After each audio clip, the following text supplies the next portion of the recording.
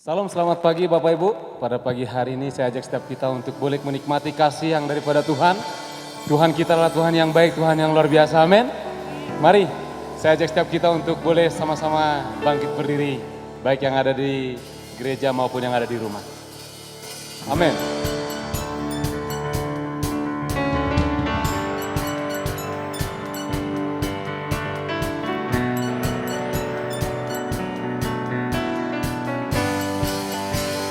Dua, tiga, ho. Mari satukan hati untuk memuji Tuhan, sebab hanya Dia yang layak untuk ditinggikan.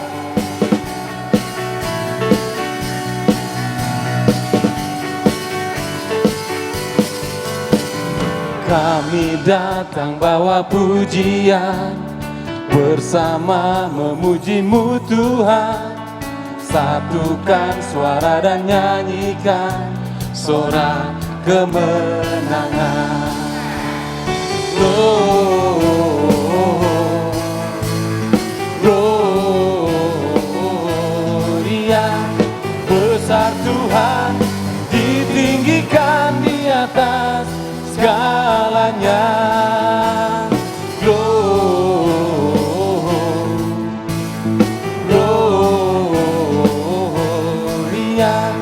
besar Tuhan, ditinggikan, puji Dia. Gloria.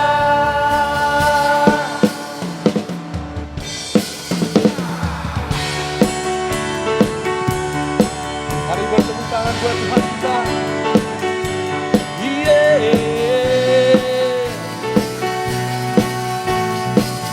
Mari kita datang memuji menyembah Tuhan. Kami datang bawa pujian, bersama memuji-Mu Tuhan. Satukan suara dan nyanyikan sorak kemenangan. Kami datang bawa pujian, bersama memuji-Mu Tuhan.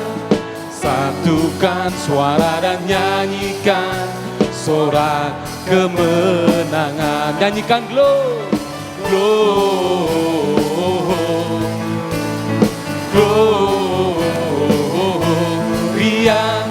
besar Tuhan, ditinggikan di atas segalanya.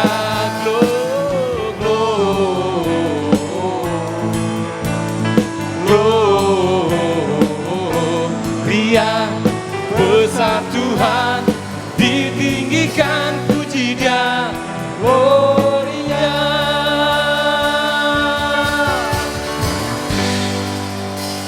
Mari boleh angkat tangan kita. Mari tinggikan Tuhan kita, sama-sama nyatakan. We give you glory, Lord. We give you glory, we give you honor, you give you praise for all that you are. We give you glory, we give you honor, you give you praise. Gloria, we give you glory, we give you honor, we give you praise for all that you are. We give you glory, we give you honor, you give you praise. Gloria, we give you glory, we give you honor, we give you praise for all that you are. We give you glory, we give you honor, we give you praise. Yeah,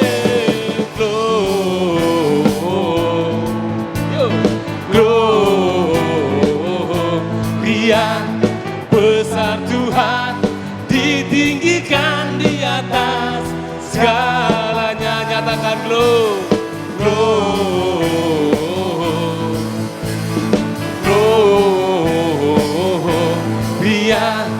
besar Tuhan, ditinggikan, puji Dia. Gloria, terpuji nama-Mu Tuhan, sebab Kau yang layak kami tinggikan. Sama-sama nyatakan Gloria.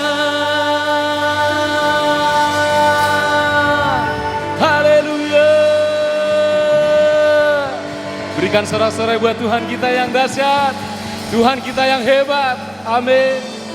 Amin. Bapak Ibu, tidak lama lagi kita akan merayakan atau memperingati Tuhan Yesus. Kasih-Nya yang begitu luar biasa sudah Tuhan buktikan melalui Dia turun ke bumi menjadi manusia. Kalau seseorang memberikan kasih atau memberikan sesuatu pada kita, tentunya yang kita lakukan adalah mengucapkan terima kasih. Tuhan sudah memberikan hal yang paling hebat dalam hidup kita. Sekalipun kita tidak bisa membalasnya, tetapi kita bisa mengucapkan terima kasih. Amin. Amin. Mari kita angkat pujian ini bahwa Yesus adalah juru selamat kita. Kita boleh datang sama Tuhan. Bahwa tiada yang seperti Tuhan. Hanya Tuhan Yesus yang kita kenal satu-satunya. Amin Tuhan.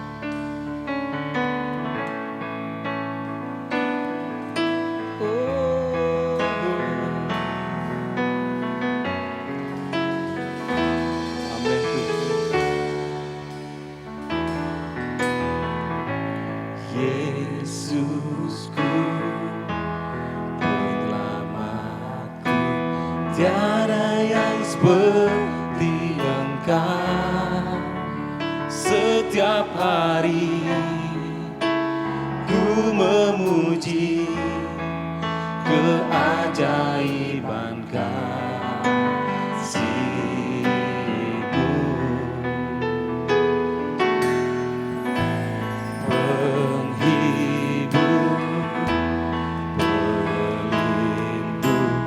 Menara kekuatan, biarlah semua yang bernapas tak berhenti menyembah-Mu.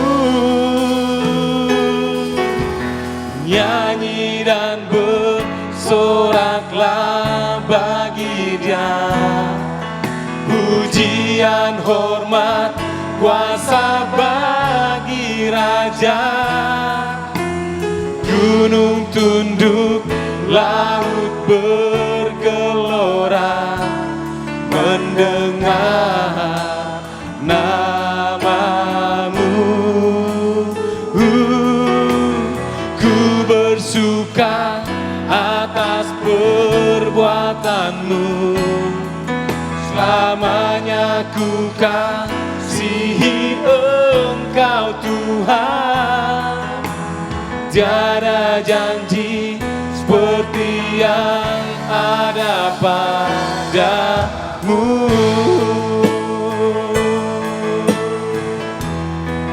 Mari angkat pujian ini sekaligus kita jadikan sebagai doa kita. Yesus, Engkau juru selamat kami. Yesusku, penyelamatku, tiada yang seperti Engkau.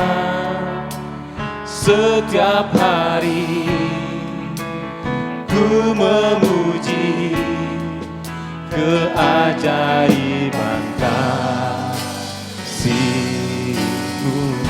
Katakan penghibur, pelindung,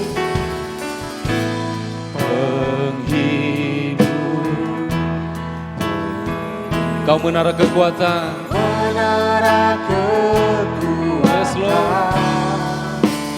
Biarlah semua yang bernafas tak berhenti menyembah-Mu. Nyanyi dan bersoraklah, mari puji Tuhan kita.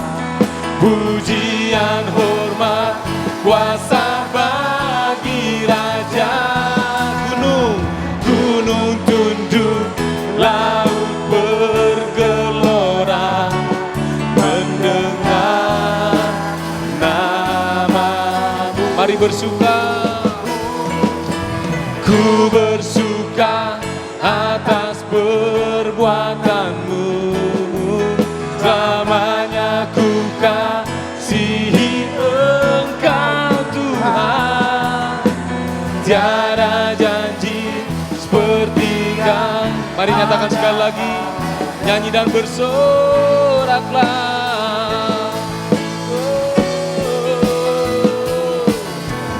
Nyanyi dan bersoraklah bagi pujian hormat, kuasa bagi Raja. Gunung tunduk, laut bergelora mendengar. Nah, kami bersuka atas perbuatan-Mu Tuhan. Oh, ku bersuka atas perbuatan-Mu. Selamanya ku kasihi Engkau Tuhan. Tiada janji seperti yang ada pada, tiada janji seperti yang, katakan tiada janji, tiada janji seperti yang ada padamu.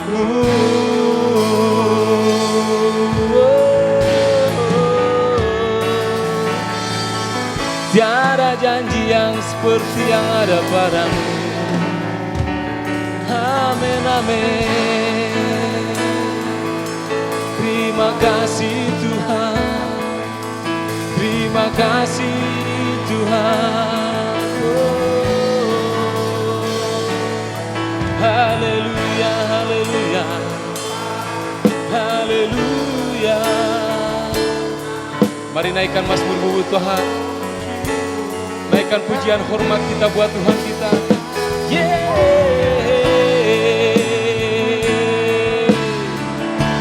Terima pujian kami, terima hormat kami Tuhan. Sebab Kau yang layak, sebab Kau yang layak tuh terima hormat. Layak tuh terima pujian kami. Hanya Kau satu-satunya, hanya Kau satu-satunya. Yesus Tuhan, Yesus Tuhan. Haleluya, haleluya. Oh, terima kasih Tuhan.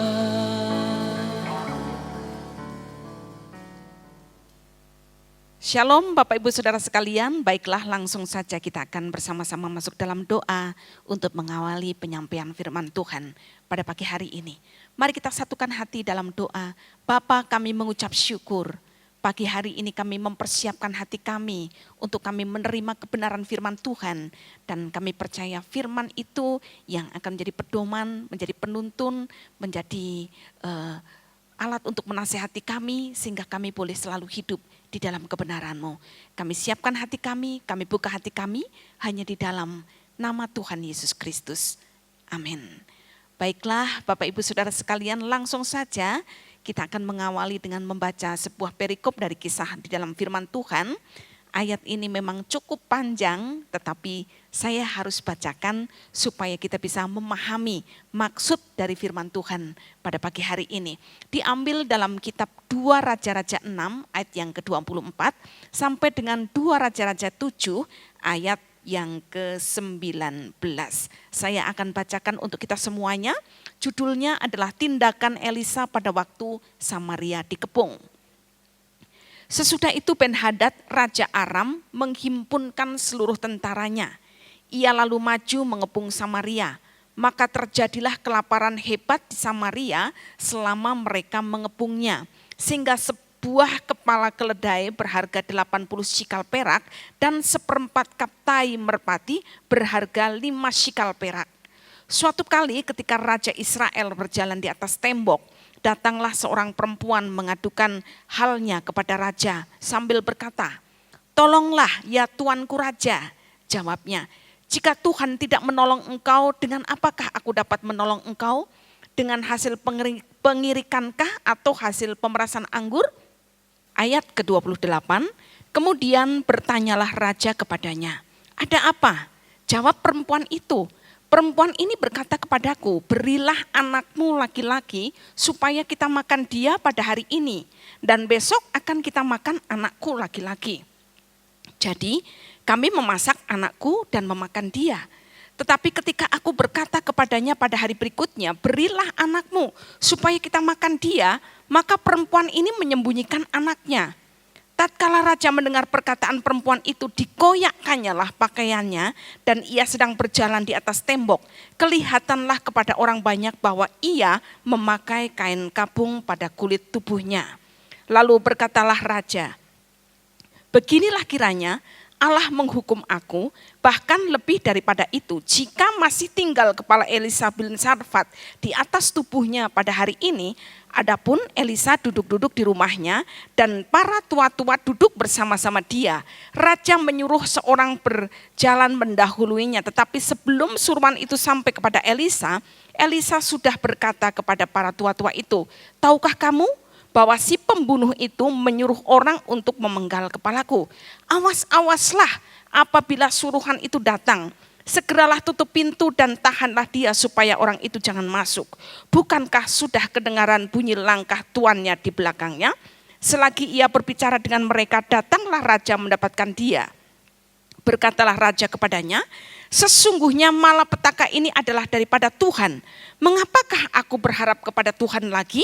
Lalu berkatalah Elisa, dengarlah firman Tuhan. Beginilah firman Tuhan, besok kira-kira waktu ini sesukat tepung yang terbaik akan berharga sesikal dan 2 sukat jelai akan berharga sesikal di pintu gerbang Samaria.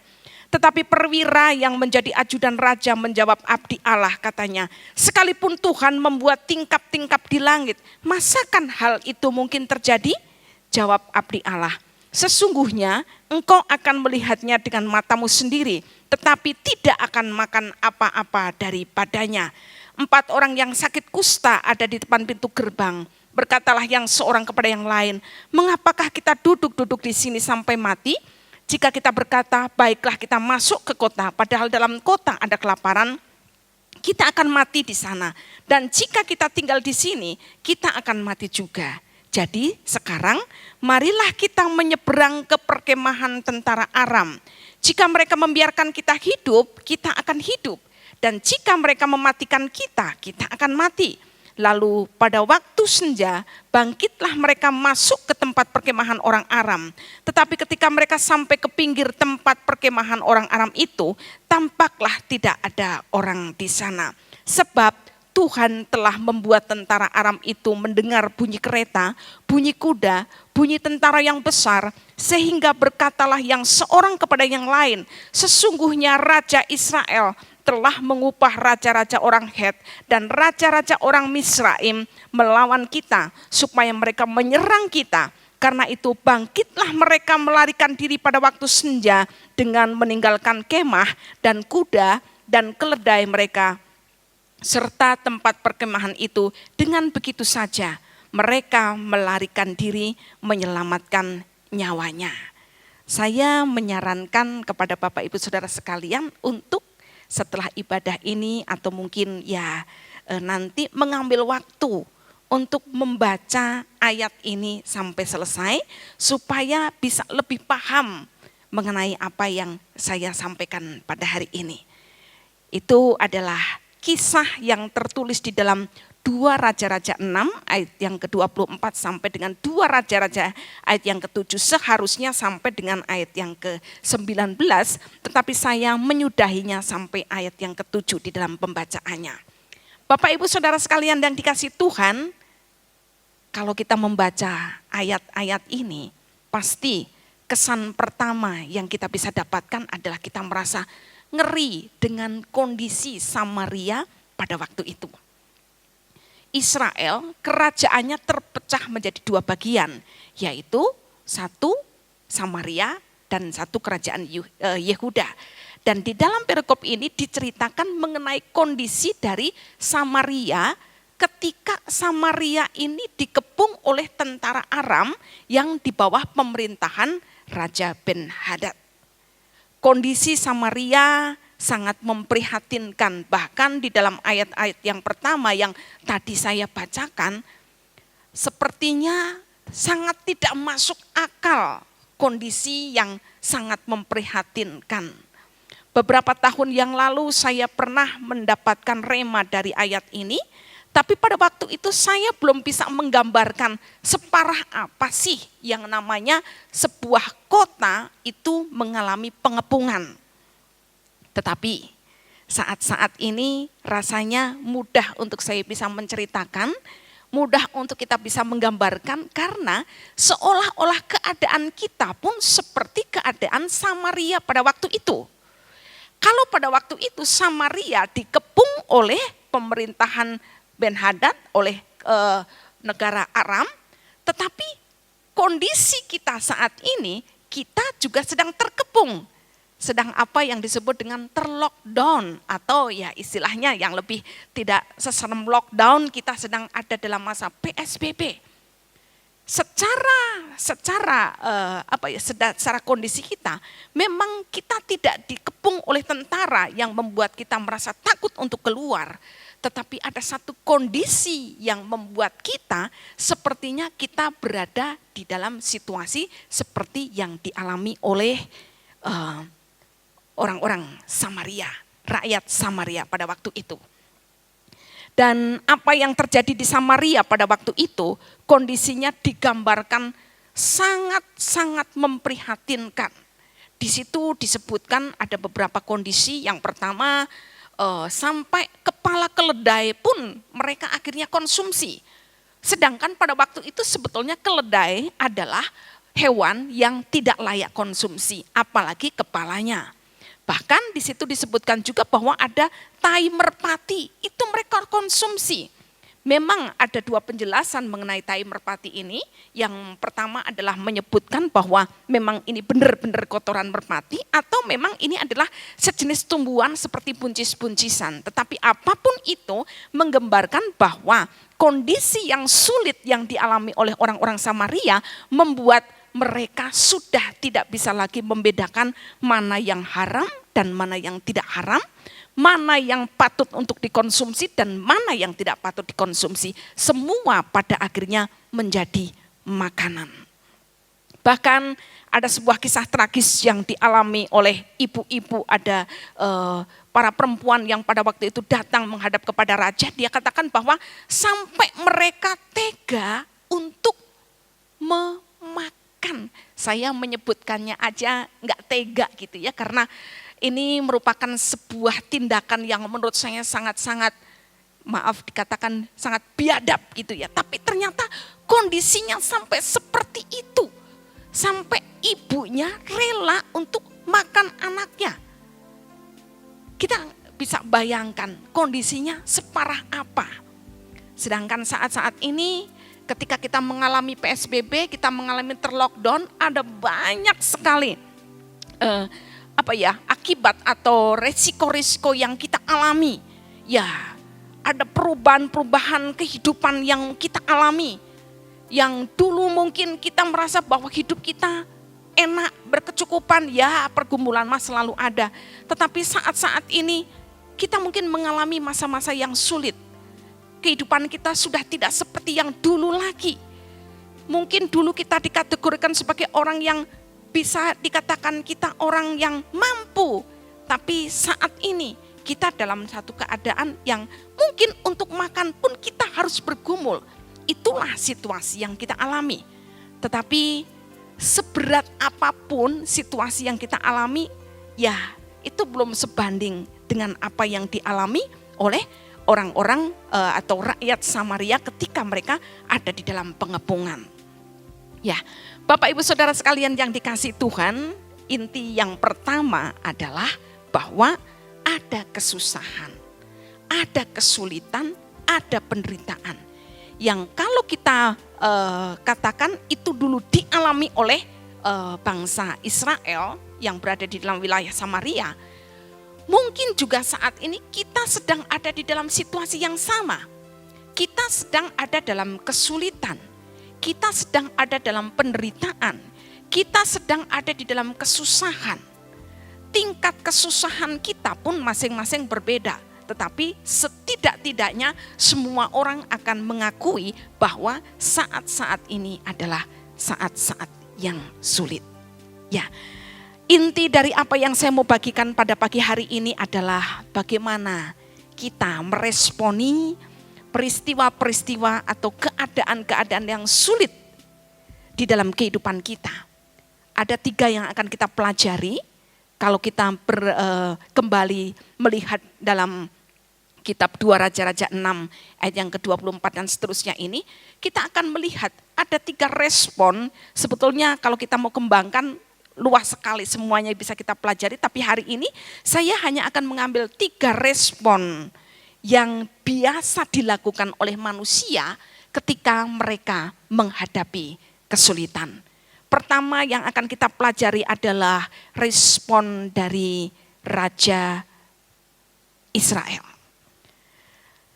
Sekalipun bangsa Israel dikenal sebagai bangsa yang takut Tuhan, tetapi generasi raja-raja yang hidup pada waktu itu, tak semuanya, tidak 100% mereka adalah orang-orang yang cinta Tuhan, orang-orang yang mengandalkan Tuhan. Di dalam masa ini memang tidak disebutkan siapa sih raja yang sedang memerintah Samaria pada waktu peristiwa ini sedang terjadi. Ada tafsiran yang menyebutkan bisa jadi itu adalah Raja Yoahas, atau mungkin Raja Yoas, atau mungkin Raja Yoram. Tapi intinya adalah bahwa hanya di situ dikatakan bahwa itu adalah Raja Israel di wilayah Samaria.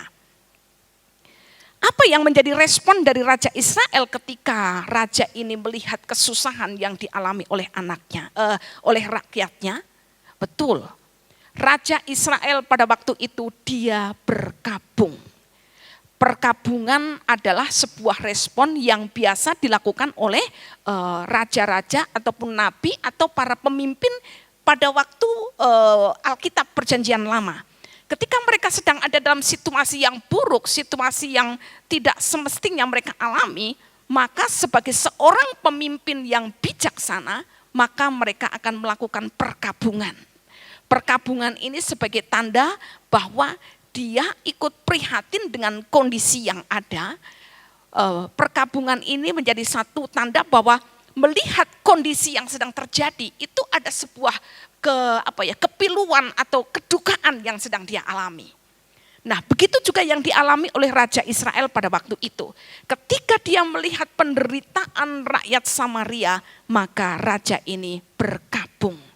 Tetapi harus kita ingat bahwa perkabungan yang dialami oleh Raja Samaria ini bukan perkabungan yang membawa kepada pertobatan, tetapi justru kesedihan, perkabungan yang menjerumuskan dia kepada sikap yang bersungut-sungut, yang tidak bisa menerima keadaan, bahkan dia menyalahkan. Siapa saja yang disalahkan oleh raja? Dia menyalahkan Elisa, karena dia menganggap bahwa apa yang dialami oleh orang-orang Samaria itu adalah akibat perbuatan dari Elisa. Sampai dia berikhtiar untuk membunuh Elisa. Kemudian yang kedua, dia menyalahkan Tuhan karena di dalam ayat di situ disampaikan bahwa kalau ini penderitaan dari Tuhan, ngapain juga saya harus minta pertolongan kepada Tuhan? Tentu saja sikap-sikap seperti ini sekalipun mungkin seringkali muncul secara tidak sadar di dalam pikiran kita ketika kita sedang ada dalam situasi yang sulit, seharusnya tidak terjadi dalam kehidupan kita. Belajar dari apa yang menjadi respon dari Raja Israel, maka kita akan melihat bahwa apa yang menjadi perkabungan, apa yang menjadi respon dari Raja Israel ini tidak memberikan jalan keluar bagi masalah yang sedang dihadapi oleh orang-orang Samaria. Itu yang pertama. Kemudian yang kedua, kita akan melihat bahwa respon yang kedua adalah yang dialami atau yang dilakukan oleh perwira yang menjadi ajudan dari Raja Israel ini. Raja Samaria ini. Ketika Elisa mengatakan bahwa firman Tuhan berkata bahwa besok pada waktu ini akan terjadi hal-hal seperti ini. Ada sebuah perkataan nubuatan yang disampaikan oleh Elisa, dan itu yang sebetulnya menjadi solusi dari masalah yang sedang dihadapi Samaria. Perwira ini meremehkan. Dia tidak mempercayai, bahkan dia menghina firman itu. Dia katakan sekalipun itu terjadi, sekalipun mungkin Tuhan itu bisa lakukan hal seperti itu, bagaimana mungkin itu bisa terjadi? Dia meremehkan dengan sikap hati yang tidak benar. Kalau bahasa sekarang mungkin ya, mungkin itu yang disebut dengan nyinyir gitu ya. Kita sering kali kan mungkin melihat orang-orang kalau misalnya di medsos atau mungkin ya di mana saja kita banyak menjumpai orang-orang yang selalu berpikiran negatif terhadap hal-hal yang baik, selalu meremehkan atau selalu memandang sebelah mata dengan hal-hal yang sedang Tuhan mau kerjakan. Padahal di dalam Amsal ke-13 ayat yang ke-13 di situ dikatakan bahwa siapa yang meremehkan firman akan menanggung akibatnya. Kecenderungan manusia itu kalau semakin atau saking susahnya itu bukannya malah sering semakin dengar-dengaran dengan firman Tuhan. Tetapi ada banyak orang-orang ketika ngalamin kesusahan makin susah untuk dibangkitkan. Makin susah, makin sulit untuk dinasehati. Makin susah, makin sulit untuk bisa terima firman Tuhan. Hendaklah ini tidak menjadi respon kita ketika kita sedang ada dalam situasi sulit. Kemudian yang ketiga kita akan melihat respon dari orang-orang yang sebetulnya sangat-sangat tidak dipandang. Yaitu keempat orang yang sakit kusta. Di situ diceritakan bahwa ada 4 orang sakit kusta yang selalu berdiri di pintu gerbang, pintu masuk Samaria. Ketika mereka sedang duduk-duduk, suatu saat mereka tersadar, kurang lebihnya atau intinya itu mereka berkata seperti ini, ngapain kita sekarang ada di sini? Lebih baik ayo sekarang kita bertindak. Kalau kita duduk-duduk di sini nanti kita juga akan mati, kita maju nanti juga akan mati, apapun yang kita lakukan itu akan beresiko membawa kematian kepada kita. Tetapi keputusan para orang-orang yang keempat orang yang sakit kusta itu, mereka berani untuk bertindak. Berani untuk mengambil resiko, berani untuk melangkah. Dan kalau kita melihat bahwa perikop dari 2 Raja-Raja ke-6 ayat 24 sampai seterusnya itu, yang akhirnya menjadi pahlawan adalah keempat orang kusta tadi. Bapak Ibu Saudara sekalian yang dikasihi Tuhan, saat-saat ini adalah saat-saat terakhir, minggu terakhir menjelang kita merayakan Natal tanggal 25 Desember. Ini harus menjadi waktu-waktu kita untuk kita mulai mengevaluasi hidup kita. Untuk kita mulai mengkalkulasi apa yang sudah terjadi di hari-hari yang sudah kita lewati. Tadi saya ke depan sedikit beberes, saya ngelihatin ada pohon yang di ujung depan itu ya. Saya merasa bahwa kayaknya itu baru kemarin, itu Natal. Sepertinya baru kemarin, tapi ternyata itu sudah setahun yang lalu. Seberapa banyak di antara kita yang merasa bahwa sepertinya tahun ini nggak ada kenangan apapun. Bahkan kalender pun sepertinya udah nggak berguna bagi kita ya. Kita udah nggak peduli kalender, nggak peduli tanggal merah, nggak peduli tanggal hijau, tanggal biru, tanggal segala macam. Karena bagi kita semua hari adalah sama dan semua tanggal seperti nggak terlalu berlaku bagi kita.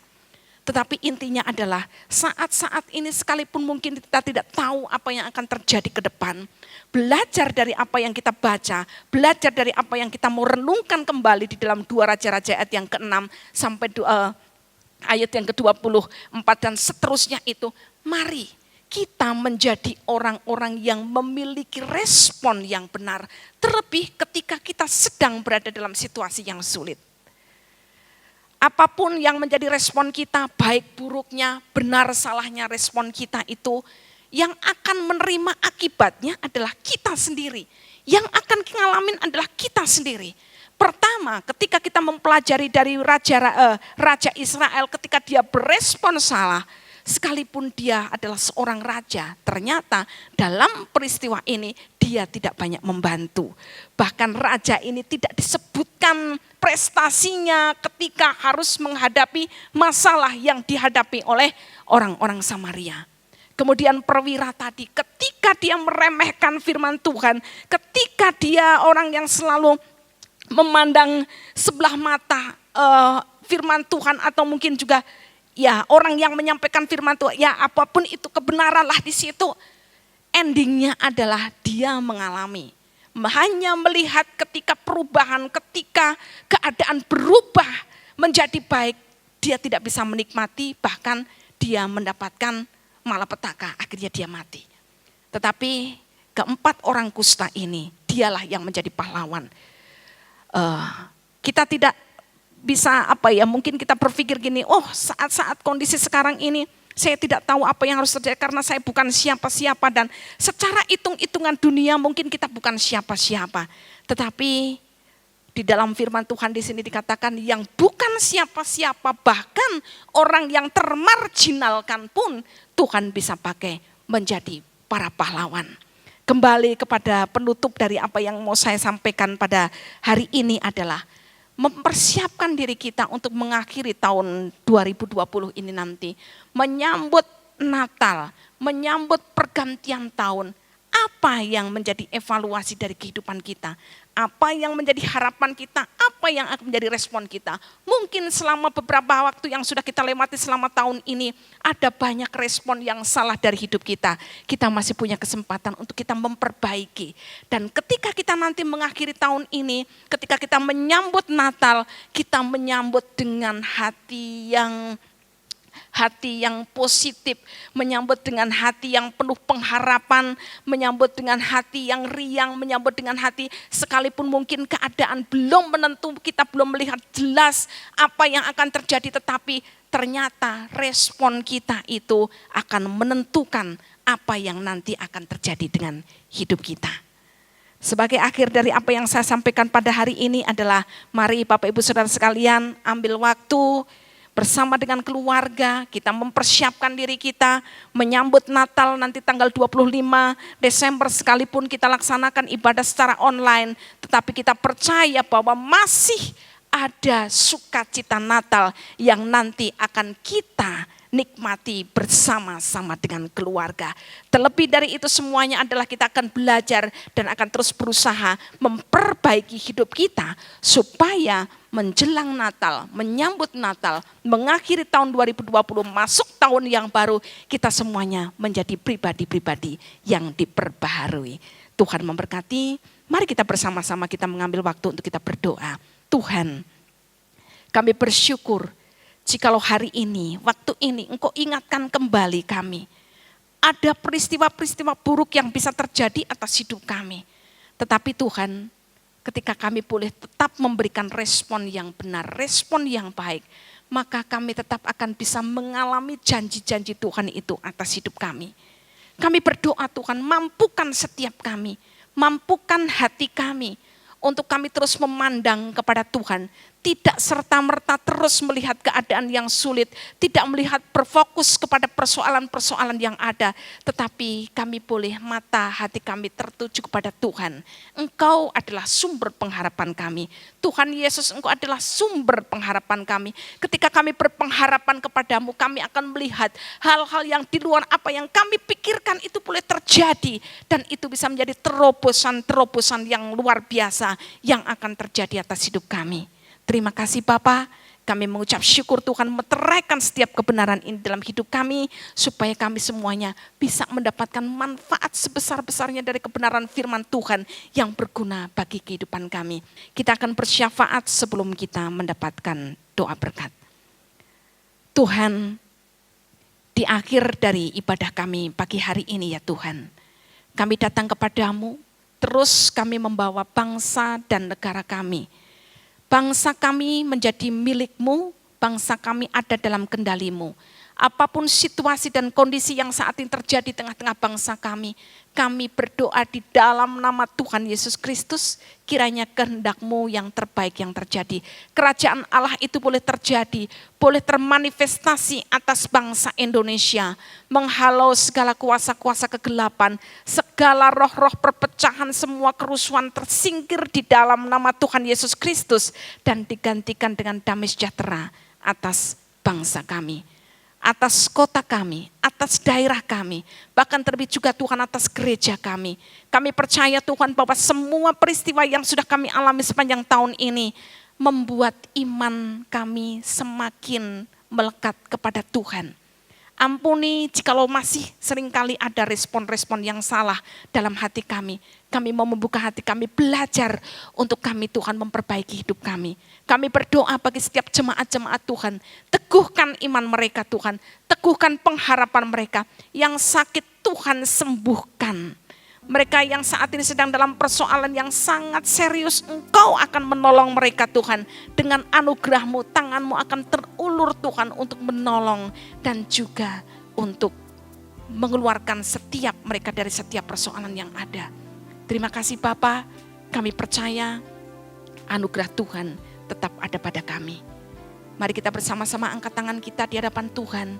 Kami terima berkat-Mu ya Tuhan, di dalam nama Tuhan Yesus Kristus.